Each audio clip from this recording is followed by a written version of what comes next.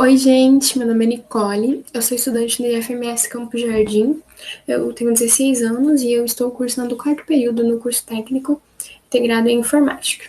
No ano passado, eu fui convidada para participar de um projeto de iniciação científica, do qual trabalharia em cima da linguagem MetaPost. A linguagem MetaPost, ela é uma linguagem gráfica que recebe comandos matemáticos e a partir desses comandos matemáticos ela gera uma figura, da qual ela foi programada para gerar a partir daqueles comandos. Ela é uma linguagem derivada do Metafont, que é uma outra linguagem um pouco mais antiga, que foi desenvolvida por Donald Knuth. Só que o MetaPost, digamos que é uma versão melhorada do Metafont. Quem continuou com as pesquisas e acabou chegando a essa versão melhorada, que é o MetaPost, foi John Douglas Robb. No nosso projeto, estamos aí há um ano, né, trabalhando nele. A gente resolveu dividir em algumas partes, assim, para que se organizasse de uma forma tranquila e desse para a gente atingir os pontos que queríamos atingir. Nós iniciamos com uma revisão bibliográfica sobre todo o material que a gente tinha disponível já sobre esse assunto, que não são muitos, inclusive, mas é um material bom que dá para ter uma boa base a respeito dessa linguagem. Então a gente iniciou realmente com esse conhecimento teórico, né, sobre a linguagem, entendendo como realmente ela funciona, os comandos e conhecendo toda essa parte teórica. Depois disso, a gente foi para a segunda parte, que foi para praticar mesmo todo aquele conhecimento teórico que a gente teve na primeira parte, a gente precisava colocar em prática para de fato entender mesmo como funcionava. Então a gente começou a fazer exercícios, o meu orientador passou alguns exercícios, a gente fazia, tentava desenvolver, discutia sobre nas reuniões. Então foi uma parte também muito importante, né, para a gente realmente colocar em prática esse conhecimento teórico que a gente tinha aprendido na primeira parte.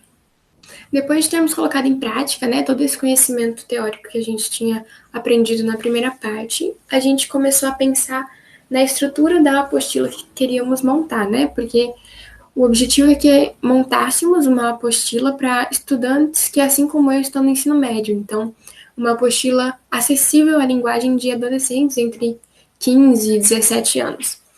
Então, a gente começou a pensar nessa estrutura, em como a gente faria, em como dividiríamos ela em partes, em seções, o que colocaríamos nessa apostila, porque como seria uma apostila para estudantes do ensino médio, não teria como colocar tudo a respeito do Metapost, seria algo mais básico, mas ao mesmo tempo muito completo. Não sei se deu para entender. Então a gente começou a pensar nessa estrutura, como faríamos, e depois, né, de pensar mais ou menos na estrutura, a gente já iniciou a montagem, né, dessa apostila, para a gente ver como realmente ela ia ficando conforme a gente fosse colocando na prática. Eu vou apresentar agora um pouquinho para vocês verem como ficou a nossa apostila.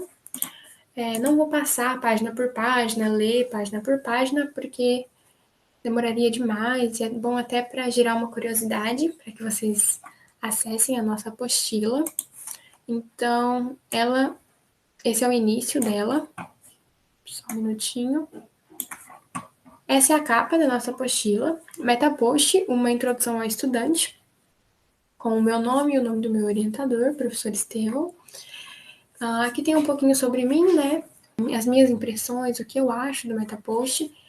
E eu vou explicar aqui mais ou menos pelo sumário tudo que a gente resolveu colocar na nossa apostila. Colocamos uma introdução, que é o Metapost, né? Porque acredito que muitas pessoas nem saibam o que é.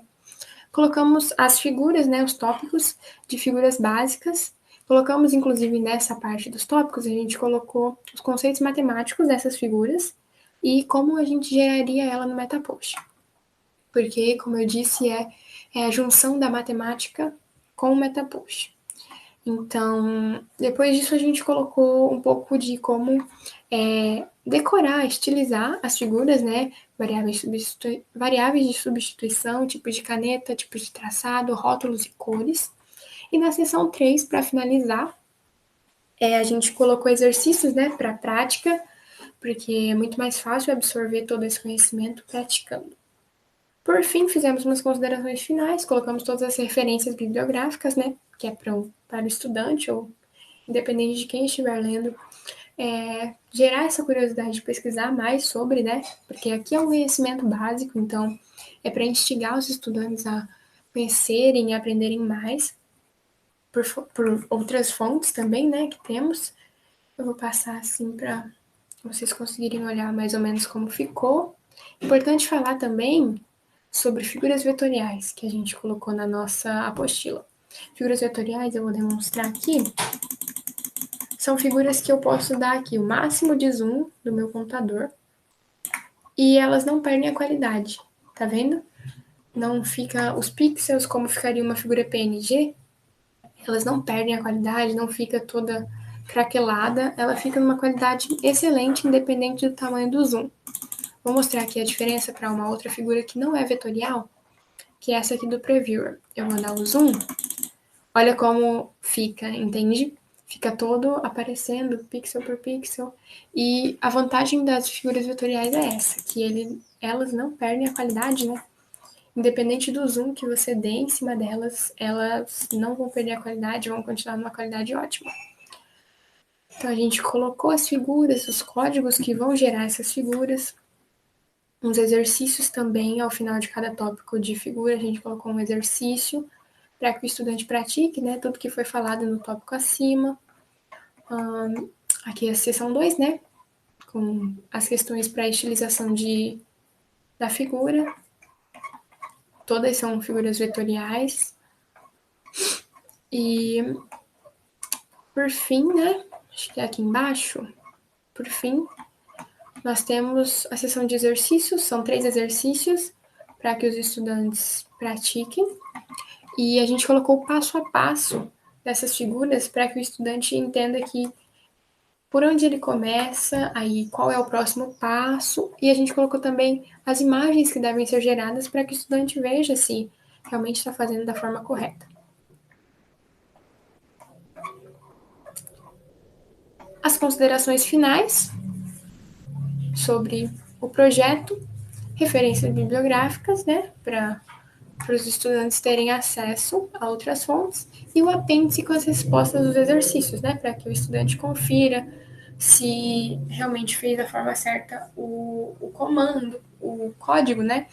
Se caso não esteja conseguindo, ele possa olhar aqui para ver o que pode estar errado, o que pode estar faltando. E essa é a nossa apostila, né? Tem um total de 35 páginas. Uma apostila bem ampla e, ao mesmo tempo, simples para uma linguagem de estudantes de ensino médio. E essa foi a apresentação da nossa apostila. Acredito que estou muito feliz, porque eu acredito que o nosso objetivo ele foi atingido. A gente conseguiu gerar uma apostila de introdução do MetaPost aos estudantes, em uma linguagem tranquila, em uma linguagem entendível, às pessoas da minha idade, nessa média de 15, 17 anos. Então, fico muito feliz pela nossa apostila, pelo nosso projeto. Foi um ano trabalhando e o resultado ele deixa a gente muito feliz.